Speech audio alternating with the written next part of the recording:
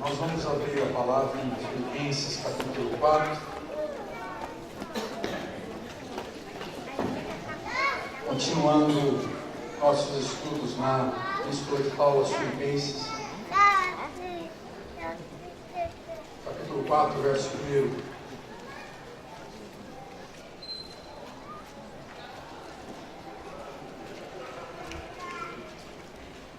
Portanto, meus irmãos, a quem amo e de quem tenho saudades, minha alegria e coroa, permanecei assim firmes no Senhor, amados. Suplico a Evódia e a Síntique que entrem em acordo no Senhor. Peço também a ti, meu verdadeiro companheiro, que as ajudes, pois trabalharam comigo no Evangelho, junto com Clemente e com meus outros cooperadores, cujos nomes estão no livro da vida. Alegrai-vos sempre no Senhor, e digo outra vez, alegrai-vos no Senhor. Alegrai-vos no Senhor. Pode olhar para mim agora. Alegrai-vos no Senhor. Alegria no Senhor. Esta carta de Paulo, nós temos falado várias vezes, ela mostra a alegria não como um sentimento de entretenimento apenas. A alegria não é meramente passear numa praia, ir para uma festa. A alegria não é um sentimento passageiro de um bungee jumping, pular de paraquedas, uma viagem gostosa, um bom filme, um vinho no copo, dando aquela sonzeira gostosa, mas não é isso. A alegria é mais do que isso. Paulo fala de uma alegria diferenciada. A alegria para nós não é aquele sentimento que os estoicos da época, os gregos, diziam de passividade, de se resignar a tudo. A alegria, na verdade, era a ausência de um sentimento. A alegria para nós é algo positivo. A alegria para nós é um sentimento de gente que experimentou a visitação de Deus. A alegria para nós é um sentimento extremo de experimentar algo sólido das verdades do reino. É algo que move o nosso coração. Nós estamos saboreando Jesus Cristo. Alegria. Alegrai-vos no Senhor. Alegrai-vos no Senhor. Como é que nós podemos preservar isso? Como manter esta alegria? Parece um sentimento que nós perdemos constantemente. Nós percebemos que a alegria vai desaparecendo da alma. Os anos vão nos cansando, as lutas e dificuldades vão surgindo, os problemas vão consumindo essa alegria. Aquela alegria inicial daquele que conhece Jesus, daquele que foi visitado por Jesus, frequentemente desaparece. Nós vamos nos cansando da vida, cansados do mundo. Como preservar? Eu acho que Paulo fala de 3 coisas importantes que ajudam a gente a manter a alegria e que também elas acabam com a nossa alegria. Esse texto aqui vem falar de 3 coisas que nos ajudam a manter a alegria. Eu quero que você avalie comigo essas questões específicas que são de uma natureza alegre da igreja. Esta comunidade é uma comunidade alegre. Nós não podemos perder essa dimensão de ser uma comunidade de gente que encontrou esta felicidade em Deus. A primeira coisa para preservar a alegria é permanecer firmes no Senhor. Verso 1.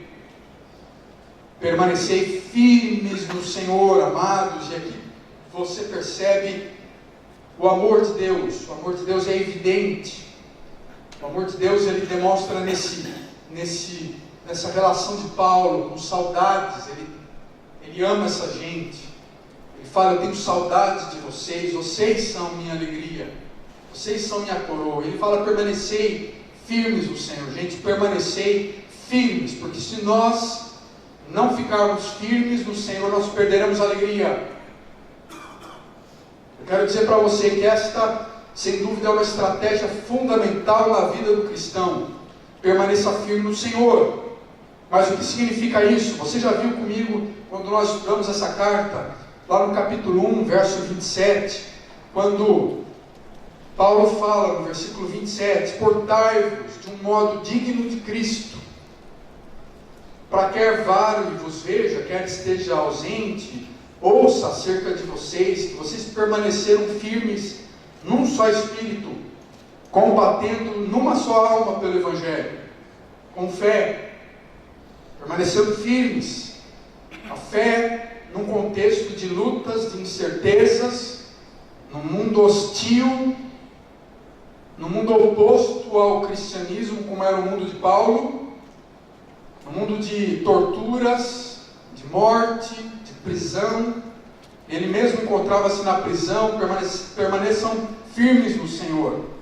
Em contextos políticos específicos, dentro de culturas, no momento histórico, permaneçam firmes. Firmes no Senhor. Então existem muitas incertezas hoje, diante de falsas pregações, diante de um mundo consumido pelo desejo pelas coisas, um mundo materialista como o nosso, um mundo humanista onde o ser humano ele consegue viver sem Deus, ele acha que pode viver sem o Criador. Um mundo hedonista como o nosso, constantemente buscando alegria no entretenimento, na festa, nas coisas, na comida, no filme. Nós precisamos permanecer firmes no Senhor, porque é nele que nós encontramos a alegria. Então, nesse texto, Paulo fala: fique em pé, firme no Senhor, não seja covarde, aguente firme, se fortaleça no Senhor, levante-se, defenda a verdade, estar firmes na fé. Então nós nunca conseguiremos cumprir nosso chamado como irmãos e irmãs de uma comunidade de discípulos alegres, se nós não permanecermos firmes naquilo que Deus é e fala, e na nossa relação com Ele. Vocês lembram daquilo que nós falamos no último sermão de Filipenses? Provavelmente não, já fazem meses. Mas nós estávamos pregando no final do capítulo 3 sobre a cidadania que nós temos como cidadãos no céu. Verso 20, a nossa pátria, capítulo 3, verso 20, a nossa pátria está no céu, de onde também aguardamos o Salvador. Há uma cidadania que nós obtivemos em Jesus, que não é meramente a cidadania brasileira. A gente olha maravilhado com a doutrina de Jesus, essa conquista final. Verso 21, Ele transformará o corpo da nossa humilhação para ser semelhante ao corpo da sua glória. Nós somos cidadãos do reino dos céus, firmes no Senhor, nesta convicção. E precisamos aprender com Paulo. Ele é incapaz de falar um conceito teórico, de expor uma doutrina teológica sem aplicar para a sua vida e para a comunidade, sem aplicar para o seu coração. Se você quer manter a alegria, você precisa estar firme no Senhor. Se você não permanecer firme no Senhor, você vai perder a alegria. Não tem como viver em alegria, você vai ver triste, você não vai encontrar a paz. Portanto, firme no Senhor. Nós não experimentaremos esta alegria plena no Senhor se não estivermos num relacionamento profundo com Jesus Cristo, percebendo nossa pobreza, miséria, nosso vazio, diariamente nos colocando com aquela dor na alma de gente que depende do Criador, arrependida. Paulo fala isso também em Efésios capítulo 2, Deus sendo rico em misericórdia pelo seu amor com que nos amou, estando nós mortos em nossos delitos, nos vivificou juntamente com Cristo, nos ressuscitou juntamente com Ele, e nos fez assentar nas regiões celestes em Cristo Jesus. Nós estamos já assentados com Jesus e precisamos lembrar disso, senão a nossa alegria desaparece. Diariamente, diante das lutas, desafios, o sofrimento que enfrentamos, nós precisamos lembrar, somos cidadãos do reino. Permaneçam firmes nesta convicção de que o Senhor Jesus deu a vida por nós, nós caminhamos com Ele, a nossa pátria não é aqui, nós temos as promessas do reino no mundo, irmãos, como é difícil hoje, diante de tantas informações e desafios, nos nossos jornais de televisão e nos contatos, nós vivemos com a dimensão do reino, e pensarmos além do dia a dia das coisas, desse mundo, daquilo que vemos, ouvimos, tocamos, e cremos, que somos cidadãos do reino, que Ele já nos libertou, como disse em Colossenses capítulo 1, do império das trevas, e nos transportou para o reino do seu Filho. Isso já aconteceu, isso é realidade, é verdade, Ele já nos transportou para o seu reino. Então nós somos cidadãos brasileiros, mas cidadãos desse reino. Permaneçam firmes nisso, irmãos e irmãs. Não nos acovardamos como soldados, lutemos no Senhor. Em segundo lugar, a segunda coisa que nos ajuda a preservar a alegria, que nos ajuda a manter a alegria, é trabalhar no Evangelho. O verso 2 ele fala, suplica a Evódia e Sintique que entrem em acordo no Senhor, porque elas trabalharam comigo no Evangelho. Verso 3, continuem a trabalhar. E ele fala então para a comunidade, gente, se reúnam ao redor de Evódia e Sintique, ajudem elas a lembrarem disso, que nós temos que trabalhar no Senhor, trabalhar no Evangelho. Este é o negócio da igreja, gente que trabalha no Evangelho. O que é a igreja? O que é essa comunidade? Essa comunidade é uma comunidade missionária, no sentido de que a gente trabalha no Evangelho. Paulo vem usar de diversas maneiras essa mesma expressão, no capítulo 1, verso 5, quando ele fala de ouvir o Evangelho.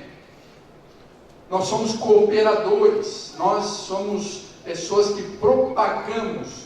Essa história de ser comunidade de discípulos é gente que propaga uma história, que ouve essa história, comunica e compartilha essa história. No verso 7 de capítulo 1 também, Paulo usa a expressão aprender o Evangelho. Essa é a identidade da comunidade nossa. Nós confirmamos essa história, nós ensinamos, nós somos defensores dessa história. No verso 28 do capítulo 1, Paulo usa a expressão admoestar o Evangelho, ou anunciar o Evangelho, no sentido de sermos proclamadores, lutadores pelo Evangelho. Então essa coisa de ser comunidade, gente, aqui não é um clube social, aqui não é um iate, um Rotary, não é um clube, uma associação de homens e mulheres, não. Aqui não é uma sociedade de homens e mulheres simplesmente para a gente ter o que fazer no domingo. Aqui não é uma Disneylândia espiritual, a gente vem para passear, para ficar junto, não. Aqui é um grupo de pessoas, de discípulos, que entendem, que se veem como cooperadores de um Evangelho, lutadores por este Evangelho, colaboradores de uma história, gente que está defendendo uma história. Então, isso é ser comunidade, e é nisso que nós encontramos a felicidade. Eu queria compartilhar pela minha própria experiência, ter largado tudo e começado a carreira ministerial com 18 anos, estou há mais de 30 anos entendendo que isso para mim é o mais importante. Eu quero cooperar com o Evangelho.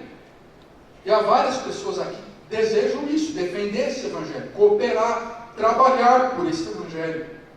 Então eu queria dizer para você que você, como cristão, vai ser feliz, você vai encontrar alegria se você cooperar com o Evangelho, se você lutar pelo Evangelho, se você ter um trabalhador por esse Evangelho. Capítulo 4 de Filipenses é a mesma história, essa obra missionária, que é proclamada por mulheres da comunidade. Elas trabalharam comigo, Paulo fala. Elas estão trabalhando aqui na igreja neotestamentária, o Evangelho, então está cheio de lutadores, colaboradores, cooperadores, lutadores que estão comunicando esse Evangelho. Gente como a gente, homens e mulheres. E Evódia e Sintique eram duas mulheres que trabalhavam na evangelização, como muitos outros companheiros de Paulo. Nós comemoramos o ano passado, lembramos dos 500 anos da Reforma e frequentemente nós negligenciamos um aspecto evangelístico, missionário da Reforma. Nós destacamos as teologias da história da Reforma, mas não falamos da sua essência missionária, missional. Na cidade em que Calvino foi pastor, João Calvino foi pastor, em Genebra, uma cidade pequena, 20 mil pessoas apenas. Aquela cidade de Genebra, num período de 9 anos, de 1553, 1562, aquela igreja enviou centenas de missionários, centenas, uma cidade de 20 mil habitantes, uma igreja que talvez tivesse metade da população, igrejona, mas uma igreja local enviou centenas de missionários. Para vocês terem uma ideia, na França, a igreja de Genebra plantou na França mais de 2.000 igrejas no período de 9 anos. 2.000 igrejas e 2.000 escolas, num total de 3 milhões de cristãos franceses, que depois foram perseguidos e a maioria mortos, fugiram, e houve aquele grande massacre de São Bartolomeu, na noite de São Bartolomeu, que a igreja protestante francesa foi dizimada. Mas era uma igreja forte, mais de 3 milhões de convertidos. Apenas no ano, veja bem, a igreja de Genebra, a igreja em Genebra, apenas em 1561, enviou 142 missionários. 142 missionários, irmãos, mas isso é ser igreja. Uma comunidade, imagina então, em Londrina. Em Londrina, nós temos mais de 10 mil crentes em Londrina. Nós precisaríamos enviar pelo menos 142 missionários por ano para poder dizer que somos filhos da Reforma. Nós teríamos que mandar no Brasil pelo menos 142 mil missionários por ano. Por ano. Eu fico pensando, se nós representássemos a Vila Judite, uma igreja protestante missionária, quantos missionários por ano nós mandamos? Quantos missionários por ano nós devemos mandar? Quantas igrejas por ano nós devemos plantar? A gente tinha que estar plantando 2, 3, 4 igrejas por ano. Por ano. Porque isso é quem nós somos, uma igreja missionária que proclama que todo mundo colabora com o Evangelho. O pessoal trabalha pelo Evangelho, luta pelo Evangelho, defende o Evangelho. E esse é o desafio que eu queria colocar para a igreja, nesse dia, quando a gente pensa nessa história de um povo que se alegra no Senhor, se alegrem no Senhor, porque o reino de Deus não consiste no comer, no beber, mas na justiça, o que mais? Na paz, na alegria. O que é comunidade?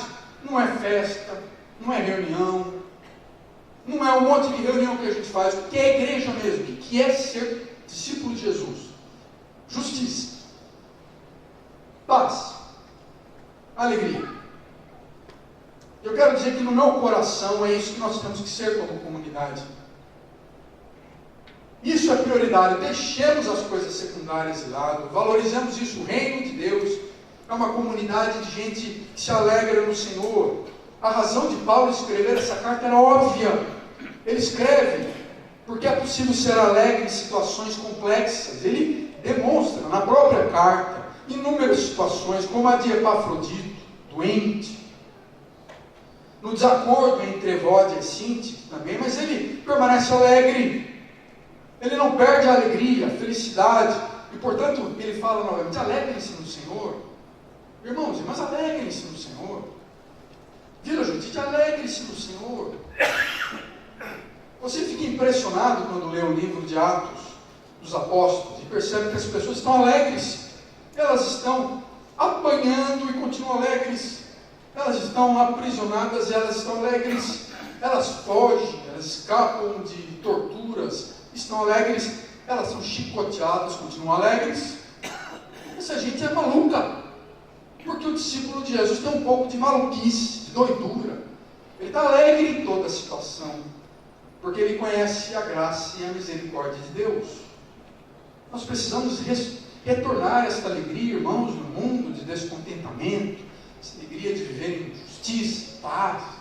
A gente está alegre hoje num prato de comida, a gente não consegue almoçar mais sem tirar foto da comida. Hoje é uma mania.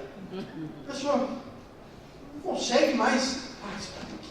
Nem fez oração, já vou tirar foto aqui. Aí dispara na rede social a foto do prato. Feliz com o prato. Aí todo mundo curtir seu prato de comida. Dezenas de curtições. Eita, prato bonito. E a gente fica mandando prato de comida uns para os outros. Ah, que hambúrguer bonito. Ah, que waffle bonito. Ah, que pizza. Ah, foto na pizza. Espera um pouquinho, ninguém come. Foto na pizza. E a gente se alegra com isso. E a gente bebe, a gente se alegra. Não há nada de errado você mandar uma foto de vez em quando. Não fica só fissurado nisso apenas. Você tira foto mais da sua esposa, de tirar do prato. Né? Mas eu acho que a gente acaba perdendo a noção do que traz alegria no Senhor. O que traz alegria, gente, o que mais traz alegria no coração do cristão é fazer discípulos. A alegria da obra quando o reino é esparramado, quando as pessoas colaboram, quando você encontra alegria no trabalho do reino. Eu quero dizer que talvez o seu descontentamento é porque você esteja parado. Você só senta aqui e não trabalha pelo Evangelho. Eu não estou dizendo que você tem que vir para todos os ministérios da igreja. Estou dizendo que você precisa cooperar com o Evangelho. Coopere com o Evangelho lá no seu trabalho. Eu quero fazer um desafio, na verdade, para vocês, neste ano. Eu tenho um desafio para você. Na verdade, eu tenho orado por isso. Eu quero convidar você a trabalhar no Evangelho. Fazer um discípulo em 2018. Não é um desafio longo, grande, complexo. Faça um discípulo. Eu quero convidar você em 2018 a assumir esse compromisso diante do Senhor, fazer um discípulo para Jesus. É uma vergonha que a gente não faça um, é o mínimo. 0 não existe, não dá mais, chega de 0. O ano passado, quem você trouxe para Jesus? 0. Ano retrasado, 0. 10 anos atrás, 0. Eu trouxe um lá quando eu fui para o acampamento em 1900 e bolinha. Antes da Segunda Guerra Mundial. Não vale. 2018. Começa de novo agora a sua vida cristã e trabalhe pelo Senhor. Você vai encontrar alegria no Senhor. Faça um discípulo. E eu vou ficar nesse tema. Nós vamos conversar várias vezes sobre isso esse ano. Quero que você trabalhe pelo Senhor. Em nome de Jesus, trabalhe pelo Senhor. Nesta semana faleceu um homem querido que trabalhou muito pelo Senhor, Billy Graham. Ele pregou para mais de 210 milhões de pessoas em grandes campanhas evangelísticas. Mas nós não contamos frequentemente a história deles, que aconteceu, que começou o ministério do Billy Graham 100 anos antes. 100 anos antes, quando um senhor, professor de escola dominical, chamado Kimball, ele era professor de escola dominical em Boston. Um rapaz, gente como a gente, normal. Não era pastor, então nem era como eu, assim, não tinha teologia. Ele era uma pessoa comum da comunidade. E ele começou a dar aula na escola dominical. E ele então começou a falar com alguns dos alunos dele sobre Jesus Cristo. Porque vir na escola dominical não quer dizer que você é crente, não, né? Você pode não ser crente. Então ele começou a falar com aqueles jovens alunos da escola dominical que iam à igreja, se ele conhecia Jesus. Ele convidou aqueles jovens a terem uma relação de amizade com Jesus Cristo, se tornarem discípulos de Jesus. Dentre eles havia um rapaz chamado Dwight Moody. Moody se converteu, aquele menino foi se tornando um evangelista, pregador, se tornou um grande pregador. Boanerges Ribeiro fez há vários anos um livro sobre a história de Moody, Seara em Fogo. Ele conta a história de Moody, provavelmente mais de 1 milhão de americanos se converteram com a pregação dele. Moody, uma das pessoas que se converteu foi Chapman. Chapman se tornou um evangelista. Alguns anos depois ele estava pregando para uns jogadores de beisebol do White Sox, lá em Chicago, e o Billy Sunday, que era um jogador de beisebol, se converteu. O Billy Sunday se torna um evangelista. Depois ele vai pregando o Evangelho e o Mordecai Ham se converte.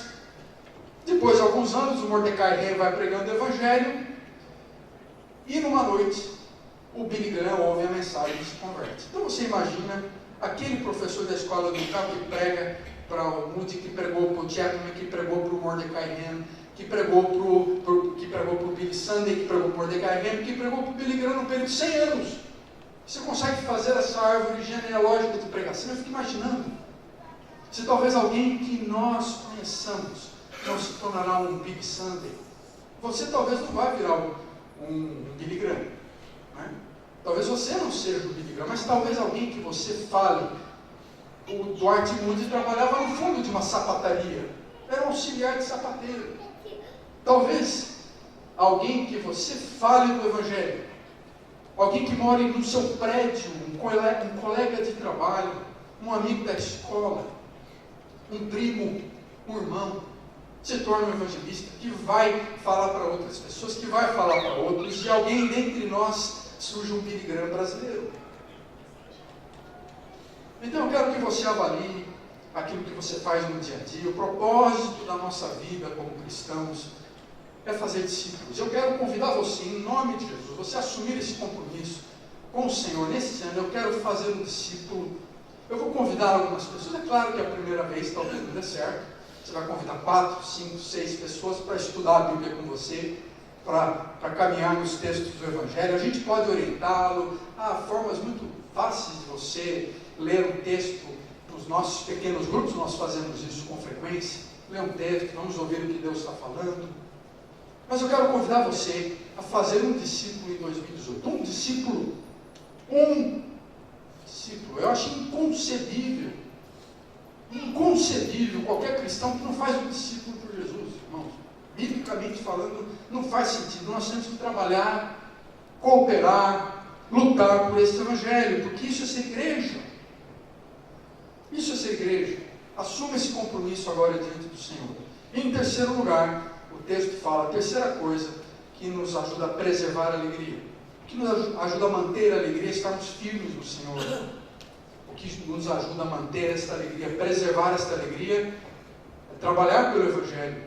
Mas também o que nos ajuda a preservar a alegria cristã é entrar em acordo entre nós. Versículo 2, Paulo descreve a história de duas mulheres. Aqui está a tragédia dessas duas trabalhadoras do Evangelho. Tempos antes elas estavam unidas, cooperavam, trabalhavam juntos. Agora elas estão brigando. Paulo fala, suplico a Evódia e a Sintique que entrem em acordo no Senhor. Paulo está falando de gente, de líder de igreja, que trabalhou arduamente, eram cooperadoras, eram defensoras da fé, mas agora elas estão descontentes. No passado elas abriram mão dos seus interesses, agora não, elas procuram os seus interesses. E a palavra usada aqui por Paulo é falta de espírito de time. Elas não estão colocando a lealdade da equipe em primeiro lugar. Elas estão buscando seus próprios interesses e não o bem da comunidade. Novamente aqui a figura perfeita de comunidade dos discípulos de Jesus, da natureza alegre da igreja, né? Eu acho que a mensagem da igreja é certa. Nós cremos em conceitos que fazem sentido, a gente sabe o que fazer, a gente sabe o que deve ser feito, a gente sabe o que é o Evangelho, mas há um grande perigo. A igreja internamente frequentemente está dividida em facções, em pequenos partidos. Há o grupo de Evódia e há o grupo de Sintique. Eles estão falando pelos corredores, eles estão falando mal umas das outras, e eles se recusam a trabalhar juntos. Então esse é um problema que tira a alegria da família, tira a alegria da igreja, tira a alegria do nosso lar, quando nós estamos divididos. Garvey, o pesquisador, fala sobre isso. Saber resolver conflitos é um dos princípios mais importantes no desenvolvimento da igreja. A gente vai percebendo que o conflito está entre nós, e a gente perde a alegria. A gente não consegue manter a alegria quando a gente está em conflito, seja num relacionamento conjugal, marido e mulher, com os nossos filhos, com os nossos parentes, irmãos que não se falam, primos que não se conversam, coisas antigas. Às vezes, porque não fez um problema lá na festa de Natal de 1917. Às vezes, aquele 10 anos atrás, o primo brigou com o primo, então a gente não se resolve. Então isso vai tirando a alegria. E a maioria dos problemas da comunidade é porque estavam com pessoas briguentas. E isso é um péssimo exemplo de colaboração, de trabalho pelo Evangelho. Então a palavra que Paulo usa aqui é o seguinte: eu peço para vocês, ele podia dar uma ordem, ele podia, olha, que vocês vão para o inferno, expulsa essas briguentas da igreja. Não. Paulo, ele trabalha com humildade, ele é humilde, ele fala, gente, eu suplico para vocês, esse espírito que a gente precisa na comunidade, vamos suplicar uns aos outros, eu suplico, em nome de Jesus, Evódia e Sinti, que trabalhem juntos, entrem em acordo, resolvam o seu desentendimento. Eu suplico para vocês, meus irmãos e irmãs, trabalhem em acordo, resolva o desentendimento lá no seu trabalho, na escola, na faculdade. Talvez exista alguém no seu coração que, enquanto eu estou falando isso, você percebe que há uma certa rusga, uma certa dor, talvez uma ferida, uma memória que te faz lembrar dessa pessoa com tristeza, algo que precisa ser resolvido. Resolva, entre em acordo. Eu te suplico, Paulo está dizendo, eu suplico, irmãos, comunidade, vivam em harmonia, tenham a mesma mente, trabalhem no mesmo time. Nós temos que trabalhar juntos, porque senão a gente perde a alegria. A gente perde a alegria. Eu quero concluir colocando algumas regras para esse processo. É importante a gente saber, pelo menos, como fazer isso, né? Como resolver questões. Uma das coisas que nós temos, em primeiro lugar, a gente tem que lembrar o tempo todo, que nós somos irmãos e irmãs, uns dos outros, e que Deus ama a todos. Por isso Paulo está dizendo, olha, Sinti, Evódia, nós somos irmãos, vamos ajudar uns aos outros. No versículo 3, ele fala, olha, o verdadeiro companheiro, ele está contando para os irmãos da igreja, e fala assim, olha, vocês da comunidade, vocês liderança, Clemente e o Epafrodito, ele está contando para esses líderes, com outros cooperadores, ajudem a entrar em acordo, Evódia e Sinti. Todo mundo tem que participar disso, ajudar uns aos outros, lembrando que nós somos irmãos e irmãs. Todos somos irmãos e irmãs, filhos do Rei. Somos irmãozinhos de Jesus. Às vezes machucamos irmãos, queridos, irmãs. A gente para pensar por quê? Por quê? Às vezes uma rusga antiga, um negócio que machucou o coração, não valia a pena. Não vale a pena a gente guardar essa mágoa. Vamos resolver, entrem em acordo. 2, comprometa-se a ouvir atento, respeitosamente, quando outro irmão estiver falando, evitando interrupções ou respostas imediatas. Essa é uma das dificuldades para a gente não entrar em acordo, porque a gente não ouve uns aos outros. Assuma esse compromisso, quero ouvir. Vamos ouvir a história uns dos outros. Nós queremos que as pessoas nos ouçam. Nós queremos ter voz, dar voz à nossa justiça, aos nossos direitos. É bom, mas também precisamos ouvir a justiça e o direito dos outros. Ouça, aprenda a ouvir. 3, evite uma postura de adversário. Ao invés disso, busque resolver problemas e fazer o que é melhor para a comunidade. Nós temos que evitar qualquer postura de inimizade, de divisão, de adversidade. 4 está aqui. Concorde em receber e ponderar sobre as informações e objetivos que possam ajudar a melhor compreender a situação. Eu acho que esse é um ponto importante. A gente às vezes tem só um pedaço da história A gente só ouviu um lado da história, só conheceu uma pequena fração daquilo que está sendo contado. Ouça mais, procura compreender melhor a informação. O grande tema dos fake news hoje, é interessante, das notícias falsas, é justamente pegar um pedaço da verdade e distorcê-la. Então, muitas vezes vem aquela notícia no WhatsApp, na internet, para primeiro, deixa eu ver a notícia inteira, vá para uma fonte confiável. Não acredite em muitas coisas que você ouve das pessoas no telefonema e na internet. Nós precisamos criar um espírito, sinto muito, mas é a realidade hoje, um espírito de dúvida, de questionamento por aquilo que você ouve. Você ouve às vezes parte da história. Você ouve às vezes um viés da história, uma opinião da história. Você ouve o jornal, seu jornal lá das 8 da noite, no horário nobre, mas ele dá uma versão da história. Procure pesquisar mais. Você recebe no WhatsApp aquela notícia do político, não é verdade. A notícia às vezes está distorcida, é uma parte da verdade. Então pare, avalie, analise outros dados, procure se inteirar melhor de toda a situação, ou seja, procure receber informações, compreenda melhor a situação antes de tomar uma decisão. 5. Na hora que a gente estiver para resolver conflitos ou precisar conversar sobre assuntos difíceis, tente focar em discutir os temas de debate. A gente às vezes vai falar de um problema, de repente está falando de 20 outros problemas. Não, porque tem isso, mas teve aquela vez, teve aquele outro negócio. E a gente não fica no objetivo, não fica falando sobre uma coisa. Já perceberam como isso é muito comum? A gente vai falando sobre vários assuntos e não resolve nenhum deles. Então pare, vamos tentar pensar o que nós estamos discutindo. Frequentemente a gente olha para trás, momentos que nós discutimos ou tivemos problemas com pessoas queridas, tente lembrar por que você brigou. E frequentemente você não vai lembrar. Mas por que eu briguei com você? Eu sei que machucou, fiquei chateado, guardei aquela mágoa, mas por que você brigou?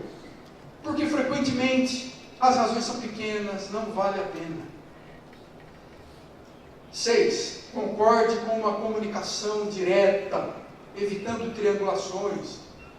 Converse só Evode e Sintique, não precisa chamar o Clemente, não precisa chamar o outro. O fulano fala com o Beltrano, ao invés de diretamente falar com o outro. A gente não concorda com A, reclama do B, vai falar para o terceiro, para o C, para o D, para o E. Fica só entre um e o outro. Cuidado com a triangulação, tenha uma comunicação direta com a pessoa. Em último lugar, confie que Deus está trabalhando pelo Espírito. Ele nos capacitará a encontrar alternativas criativas para que todos cheguemos num consenso. Sei que ninguém precisa abrir mão de suas convicções pessoais, centrais e valores chaves. E assim a gente conclui esta mensagem da importância de manter a alegria no Senhor. Eu quero convidar vocês a pensarem nessas 3 coisas, a refletirem na sua vida. Que talvez a alegria tenha se dissipado, desaparecido da sua vida porque você não está firme na fé. Você está permanecendo firme na fé no Senhor. Você está firme no Senhor. Você está firme nessa relação profunda de amizade, de companheirismo com os discípulos que valorizam os valores do reino de Deus, que vivem pelo reino de Deus. Os discípulos de Jesus caminharam ao lado do Mestre. Você está convicto e está vivendo essa firmeza no Senhor que mora no seu coração? Você está trabalhando no Evangelho? Você quer ser alegre? Você quer manter essa alegria? Trabalhe, coopere, valorize, colabore com o Evangelho de Jesus. Faça discípulos de Cristo. Seja um discípulo, faça discípulos. E entre em acordo. Você quer ser alegre? Alegrai-vos no Senhor, precisa entrar em acordo. Nós temos que aprender a resolver nossos conflitos, a viver em paz, buscar a paz.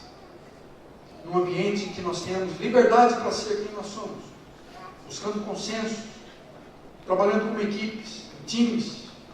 Alegre-se no Senhor. A palavra final de Paulo: alegrai-vos sempre no Senhor, e digo outra vez, alegrai-vos. Oremos. Senhor Jesus, obrigado pela Tua palavra. A palavra é verdadeira, nós não podemos fugir dela, não podemos nos esconder dela, mas frequentemente em nossa mente e coração nós não compreendemos. Pedimos agora discernimento ao nosso coração, à nossa vida, para que nós vivamos esta palavra. Senhor, tenha misericórdia de nós.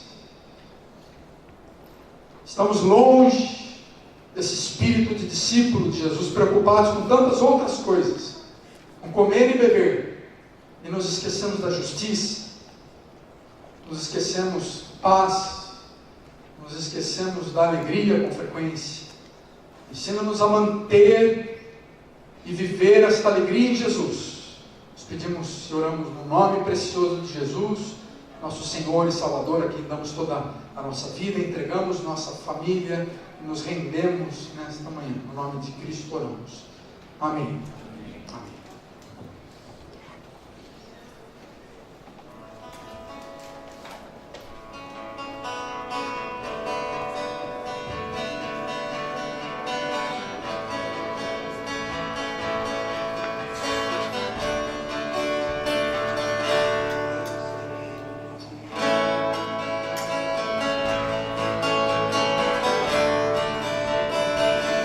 Deus enviou seu Filho amado para nos salvar e perdoar. Na cruz nos morrer por meus pecados, mas ressurgiu e veio com Pai está, porque Ele vive, mas sofreu amanhã, porque Ele vive, temor não há, mas eu bem sei que a minha vida está nas mãos do meu Jesus, que vive está.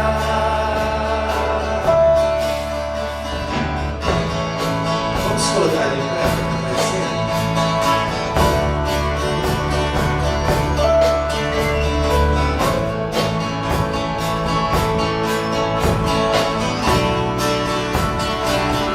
E quando enfim